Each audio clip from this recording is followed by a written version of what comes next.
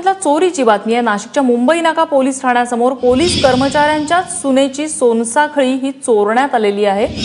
काल रात्री 10:30च्या सुमाराला सय्यद कुटुंबीय पोलीस ठाण्यासमोरच्या साहेबा हॉटेलमध्ये जेवण करण्यासाठी गेले होते।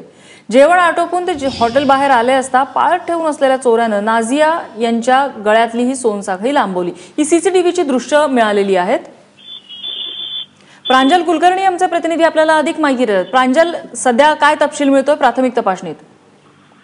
नम्रता, सध्या जी माहिती मिळते त्यानुसार ही 2.5 तोळ्याची ही त्यांची सोन्याची पोत होती, जिची किंमत ही 70,000 रुपये एवढी लावण्यात आलेली आहे।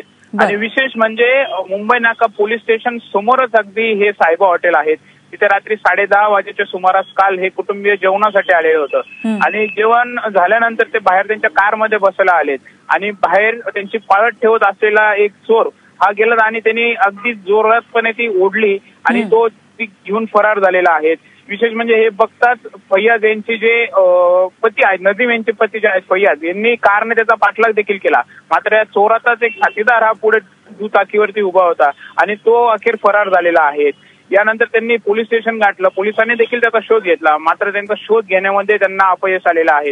विशेष म्हणजे मागील काही दिवसांमध्ये चेन स्नॅचिंगचे प्रकार हे वाढता आहेत, मात्र पोलीस हे अस्वल झालेले आहेत। या प्रकारे कुठलेही सोनसाखळी चोराचा तपास ते लावू शकलेले नाहीये।